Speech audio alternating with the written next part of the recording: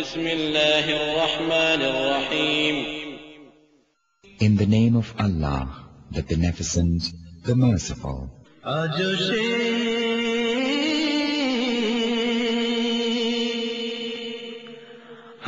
সে কোরআন আছে, হাদিস আছে, সেই নানার মানুষ নেই।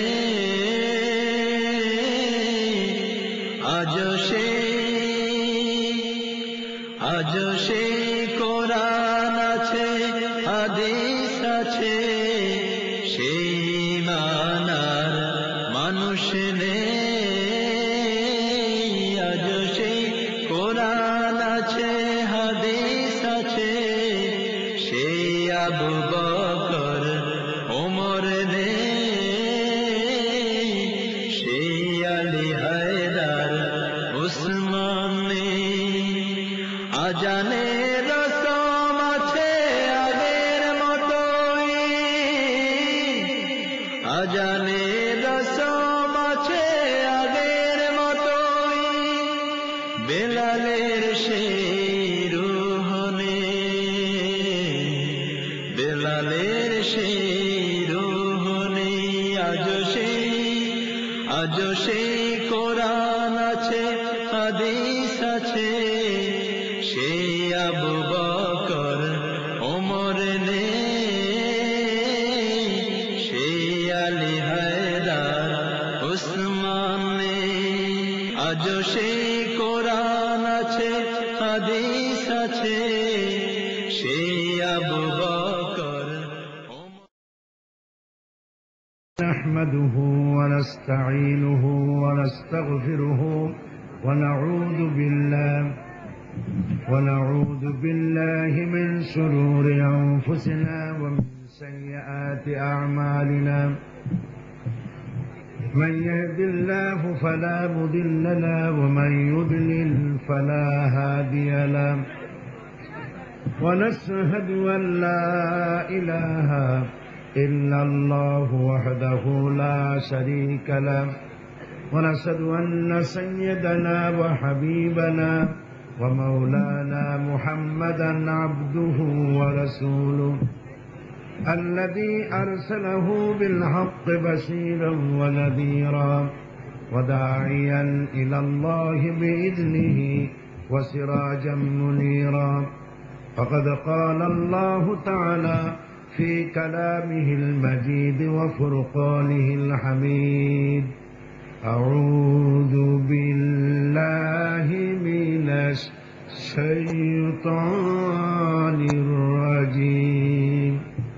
بسم الله الرحمن الرحيم. إن الله وملائكته يصلون على النبي يا أيها الذين آمنوا صلوا عليه وسلموا تسليما. اللهم صل على مولانا محمد وعلى آل سيدنا مولانا محمد. প্রাণ খুলে মোহাব্বতের সাথে সবাই পড়েন আল্লাহুম্মা সাল্লি আলা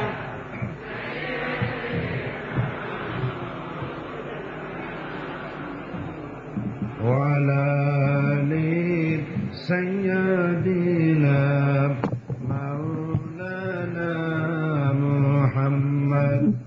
بلغ العلا بكماله كشف الدجى بجماله حسنت جميع خصاله. صلوا عليه. ہونا یہ پھول تو بلبل کا ترنم بھی نہ ہو، चमन दहर में कलियों का तबस्सुम भी न हो बलगल उला बिकमालिही कशफत दुजा बिजमालिही हसनत जमीउ खसालिही सल्लू अलैहि नसीमा जानिबे बतहा गुजर कुन ज़हवालम मोहम्मद रा खबर कुन बलगल उला बिकमालिही कशफत दुजा बिजमालिही हसनत जमीउ खसालिही सल्लू अलैहि اللهم آمين ربنا ظلمنا أنفسنا وإن لم تغفر لنا وترحمنا لنكونن من الخاسرين أي الله تعالى এই বিশাল ময়দানে লাখো জনতা নিয়ে তোমার দরবারে হাত তুলেছি, কয়েকবার দরুদ ও সালাম পড়েছি। মেহেরবানি করে দরুদ ও সালাম চুকুন সোনার মদিনায় নবী পাকের রওজা মোবারকে পৌঁছিয়ে দাও। तमाम পৃথিবীর মাটির নিচে যত মুমিন মুমিনাত শুয়ে আছেন তাদের আরওয়ার পরে সওয়াব পৌঁছে দাও রব্বুল আলামিন। এই মাহফিলের আয়োজন যারা করেছেন আর শোনার জন্য যারা এসেছেন, কিয়ামতের দিন মুসিবতের সময় এই মাহফিল আমাদের সকলের জন্য নাজাতের ওসিলা বানিয়ে দিও আল্লাহ। ইয়া রব करम तू अगर करे वो बात दे जुबां को जो दिल पर असर करे। रब्बना तक़ब्बल मिन्ना इन्नका अंतस समीउल अलीम व तुब अलैना इन्नका अंतत तव्वाबुर रहीम। सुब्हान रब्बिका रब्बिल इज्जति अम्मा यसिफून व सलामुन अलल मुरसलीन वल्हम्दुलिल्लाहि रब्बिल आलमीन। जनाब सभापति, सर्वजन श्रद्धेय आलिम दीन, विशिष्ट राजनीतिविद, समाजविद जनाब हजरत मौलाना अब्दुर रहमान साहेब, हजरात उलमाए किराम, उपस्थित सम्मानित भाइरा, पर्दार आड़ालेर मा एवं बोनेरा, अस्सलामु आलैकुम व रहमतुल्लाहि व बाराकातुहु। আমরা মহান আল্লাহ তাবারক ওয়া তাআলার দরবারে লাখো কোটি শুকর আদায় করি যে মহান আল্লাহ রব্বুল ইজ্জত ওয়াল জালাল আমাদেরকে আজ এই বিশাল জলসমুদ্রে একীভূত হওয়া তৌফিক এনায়েত করেছেন। সেই মনিবের দরবারে শুকরগুজার হচ্ছি। আমরা সকলে পড়ছি আলহামদুলিল্লাহ, মহব্বতের সাথে, জোরে সোরে, প্রাণ খুলে, সমস্বরে সবাই পড়েন আলহামদুলিল্লাহ। রব্বানা লাকাল হামদ হামদান কাসীরান তাইয়্যিবান মুবারাকান ফীহি ইয়া রাব্বি লাকাল হামদু কামা ইয়ানবাগি লিজালালি ওয়াজহিকা ওয়া আযীমি সুলতানিকা। আমরা আমাদের মহান স্রষ্টা, আমাদের মালিক, আমাদের রাজ্জাক, আমাদের খালেক, কাদের মতলব রব্বুল ইজ্জত ওয়াল জালাল, তার দরবারে বিনীতভাবে শুকরিয়া আদায় করে নিলাম। কারণ তিনি যদি আসতে না দিতেন তাহলে এই মাহফিলে আসা আমাদের পক্ষে সম্ভব হতো না। তারই মেহেরবানি, তিনি আসতে দিয়েছেন, তিনি বসতে দিয়েছেন, বসার জায়গা হয়নি, দাঁড়িয়ে থেকেছেন। ভাইয়েরা এসেছেন, বোনেরা এসেছেন, সকল দল মত ধর্ম বর্ণ নির্বিশেষে মানুষের এক মিলন মেলায় পরিণত হয়েছে এ ময়দান। আলহামদুলিল্লাহ বলি। এই যে মানুষের জনস্রোত, মানুষের ঢল, কারা আয়োজন করেছে মাহফিল? নাম কি? তাফসিরুল কোরআন মাহফিল কমিটি। তারা আপনাদেরকে বাস ভাড়া, ভ্যান ভাড়া, করিমন জসিমন ভাড়া দিয়েছে নিশ্চয়ই, না কি জানি কয়? হ্যাঁ, বসিরন। এর ভাড়া আপনাদের দেয়নি নিশ্চয়, না দিয়েছে? দেয়নি। মাহফিলের পরে আপনাদেরকে খেতে দেবে এমন কোন সম্ভাবনাও, অন্তত যাওয়ার সময় ভাড়াটা দেবে নাকি? তাও দেবে। পকেটের পয়সা খরচ করে এসেছেন, পকেটের পয়সা খরচ করে যাবেন, আর যাওয়ার সময় তাদের ফান্ডে টাকা দিয়ে যাবেন। এটাই ঠিক কিনা? এই যে মানুষেরা পকেটের পয়সা খরচ করে যা আসছে, বলেন তো দেখি, এই রকমের একটা সমাবেশ করতে হলে যে কোনো রাজনৈতিক দলের জন্য কত লক্ষ টাকা বাজেট করা লাগবে? এই যে আকর্ষণ, এই আকর্ষণ একমাত্র আল্লাহ পাকের কোরআন মাজিদ, সুবহানাল্লাহ।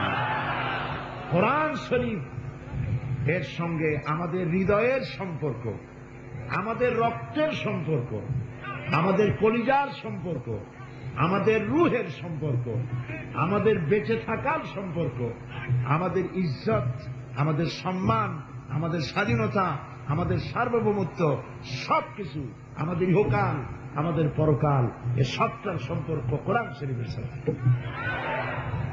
আল্লাহর কাছে দোয়া করি, আয় আল্লাহ, যে কোরআনের মহব্বতে আজ মানুষেরা পঙ্গপালের মতো ছুটে এসেছে, মাঠ ভরে আশেপাশের রাস্তাঘাট উপচে পড়েছে, এই কোরআনের আলো দিয়ে আমাদের কবরগুলিকে মুনাওয়ার করে দিও, এবং কিয়ামতের দিন এই কোরআনের সুপারিশ আমাদের জন্য নসিব করে দিও, এই কোরআনের শাসন দিয়ে আমাদের দেশকে ধন্য করে দিও।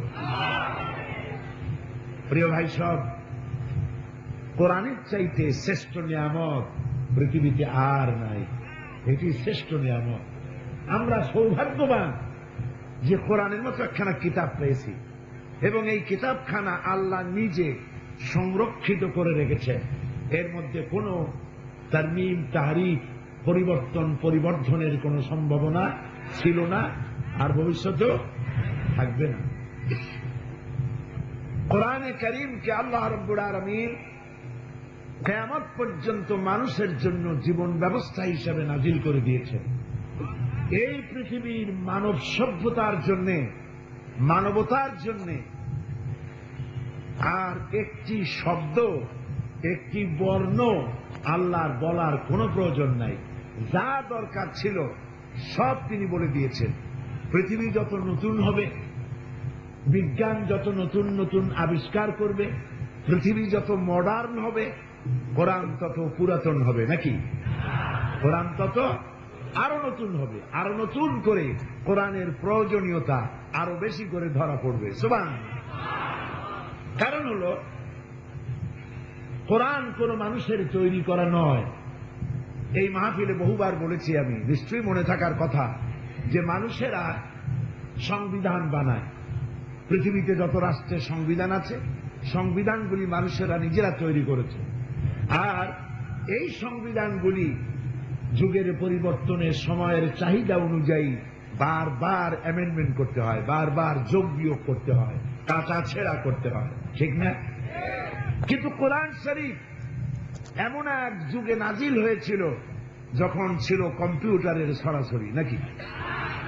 কম্পিউটার ছিল না, প্রেস ছিল না, পত্রিকা নাই, ইমেল নাই, ইন্টারনেট নাই, স্যাটেলাইট নাই, মাইক নাই, রেডিও নাই, টেলিভিশন নাই, টেলিপ্রিন্টার নাই, টেলেক্স নাই, ফ্যাক্স নাই, কিচ্ছু ছিল না। বিজ্ঞানের বল ছিল। সেই যুগে নাজিল করা কোরআন যুগের প্রত্যেকটি চাহিদা মিটাতে সক্ষম হয়েছে, না হয় নাই? ভবিষ্যতে হবে না, ভবিষ্যতে হবে। কারণ এ কোরআনের মধ্যে মানুষের তৈরি করা কিছুই নাই, সবটা কার? জোরে বলেন, আল্লাহ পাকের। আর তিনি সবটা জানেন, জেনে শুনে তিনি মানবতার প্রয়োজন মিটিয়েছেন, কোরআন দিয়েছেন এবং কোরআন বোঝাকে সহজ করে দিয়েছেন। আমাদের কপাল খারাপ, তাই না কোরআন বুঝতে চেষ্টা তো করি না, বরং মসজিদে বসে বলি, মসজিদের ভেতরে বসে বলি মুসলমানেরা কোরআন বোঝা আমাদের কাম না। এটা পাবলিকরা বুঝবে না, এটা বুঝবে আলেম ওলামারা। আমাদের মসজিদে এইসব কথা বলা হয় না? সবাই পড়েন ইন্না লিল্লাহি ওয়া ইন্না ইলাইহি রাজিউন। কত বড় মারাত্মক কথা, কত বড় ডেঞ্জারাস আইডিয়া। কোরআন নাজিল হয়েছে কি মৌলভী সাহেবদের জন্য? আমি তো অনেক বড় কথা বলবো। কোরআন শুধু মৌলভী সাহেব মুসলমানদের জন্য না, কোরআন হিন্দুদের জন্য, কোরআন খ্রিস্টানদের জন্য, কোরআন বৌদ্ধদের জন্য, কোরআন ইহুদিদের জন্য, কোরআন গোটা পৃথিবীর মানবতার জন্য। কোন মুখে, কোন সাহসে মসজিদের, আল্লাহর ঘর মসজিদের ভেতরে বসে বলেন যে এটা আমরা বুঝবো না, এটা মৌলানা সাহেবদের ব্যাপার, আসেন মুরব্বীরা কি কয় তাই শিখি, তাই আলোচনা করি। বাবাজি, মুরব্বীরা যেটা বলেন ওইটা যে ঠিক সেইটা বোঝার জন্য কোরআন জানা দরকার। মুরব্বী তো আমাকে মিসগাইড করতে পারে, কিন্তু কোরআন আমাকে মিসগাইড করবে না। সুবহানাল্লাহ বলুন। এই জন্য মসজিদের ভেতরে বসে কিছু আলোচনা করতে চান, কোরআন খুলে আলোচনা করুন। প্রিয় ভাই সব, কোরআন বোঝা সহজ না কঠিন? জবাব আল্লাহ পাক দিয়েছেন। এই মাহফিলে আমি অতীতে বহুবার বলেছি, আজও বলি, স্মরণ করিয়ে দেওয়ার জন্য। আল্লাহ রাব্বুল আলামিন সূরা কমরের মধ্যে একটি সওয়ালে মুকদ্দারের জবাব 4 বার দিয়েছেন। প্রশ্ন করার আগেই আল্লাহ জবাব দিয়েছেন। কোরআন বোঝা সহজ না কঠিন? আল্লাহ রাব্বুল আলামিন কোরআনে কারীমের মধ্যে বলে দিয়েছেন, ওয়ালাকাদ ইয়াসসারনাল কুরআনা লিযিকর। আল্লাহ পাক বলেন, অবশ্যই আমি কোরআন বোঝার জন্য মানুষের কাছে, বোঝার জন্য আর মুখস্থ করার জন্য মানুষের কাছে আমি কোরআনকে সহজ করে দিয়েছি। আমার আল্লাহ বলছেন, সাহেবে কোরআন বলছেন, কোরআন রচয়িতা বলেছেন, কোরআন যিনি নাজিল করেছেন তিনি বলছেন, আমি মানুষের জন্য কোরআন বোঝা সহজ করে দিয়েছি। এরপরে কোন মুসলমান দাড়িওয়ালা টুপিওয়ালা মসজিদের ভিতরে বসে যিনি বলেন কোরআন বোঝা আমাদের কাজ না, মৌলানা মৌলবীদের কাজ, এর থেকে শয়তানের বড় ওয়াসওয়াসা আর কিছুই হতে পারে। এটি শয়তানের ওয়াসওয়াসা। আল্লাহ এই ওয়াসওয়াসা থেকে আমার জাতিকে রক্ষা করুন, আমার মিল্লাতকে রক্ষা করুন। প্রিয় ভাই সাহেব, আল্লাহর ঘর মসজিদ কোন মৌলানা সাহেব, কোন মৌলবী সাহেব কোন বই লিখেছেন তা পড়ার কোন জরুরত নাই। মসজিদের ভেতর বসে কোরআন শরীফের তাফসীর খুলুন, কোরআন আলোচনা করুন। ফাযাক্কির ফাইন্না যিকরা তানফাউল মুমিনিন। কোরআন শরীফ মানুষকে শোনাও, মানুষকে নসিহত করো, মানুষের মুমিনদের বেশি করে ফায়দা হবে কোরআন বুঝলে। সুবহানাল্লাহ। যেহেতু কোরআন আল্লাহ, কোরআন কার? আল্লাহর বাণী মানুষকে শোনাও, আল্লাহর বাণী পড়ো, বোঝো, আমল করো, কিসমত ভালো হয়ে যাবে। আমি কোরআনে কারীমের লম্বা ভূমিকা দেব না, আমি সরাসরি কোরআনের মধ্যে প্রবেশ করতে চাই আপনাদেরকে নিয়ে। আল্লাহ যেন আমাদেরকে তৌফিক দেন। তবে আমি তো বলতে পারবো না, আমার তো ওই রকম ইলম কালাম নাই। সাহায্য চাই আল্লাহর কাছে। সুবহানাকা লা ইলমা লানা, তোমার পবিত্রতা ঘোষণা করি, আমার কোনো জ্ঞান নাই। ইল্লা মা আল্লামতানা, যদি তুমি দয়া করে যা কিছু আমারে শিখাইছো বা শিখাবে, যা বলতে দিবে, তুমি যদি দয়া করো তাহলেই বলতে পারবো। এই বিশাল জনতা যা শুনলে আমারও ফায়দা হবে বললে, আর লোকেরও ফায়দা হবে, তেমন কিছু কথা বলার তৌফিক মনিব আমাদেরকে দান করো। কোরআন বিশাল মহাসমুদ্র, এই মহাসমুদ্রের অতল তলদেশে স্পর্শ করা মানুষের জন্য দুঃসাধ্য। কোরআনে কারীমে আল্লাহ রাব্বুল আলামিন বলেছেন, قُلْ لَوْ كَانَ الْبَحْرُ مِدَادًا لِكَلِمَاتِ رَبِّي لَنَفِدَ الْبَحْرُ قَبْلَ أَن تَنفَدَ। আল্লাহ পাক কোরআনে কারীমের মধ্যে বলেছেন, হে নবী আপনি বলুন, তাম পৃথিবীর সমস্ত সমুদ্র মহাসমুদ্রের পানিগুলি যদি কালি হয়ে যায়, আর তাই দিয়ে যদি আমার রবের কালামের ব্যাখ্যা লেখা যদি শুরু হয়ে যায়, লিখতে লিখতে তাম পৃথিবীর পানিগুলি সব শেষ হয়ে যাবে, আমার রবের কালেমার ব্যাখ্যা লেখা শেষ হবে না। মানবতার শ্রেষ্ঠ নিয়ামত আল্লাহর কোরআন, সুবহানাল্লাহ। এই নিয়ামত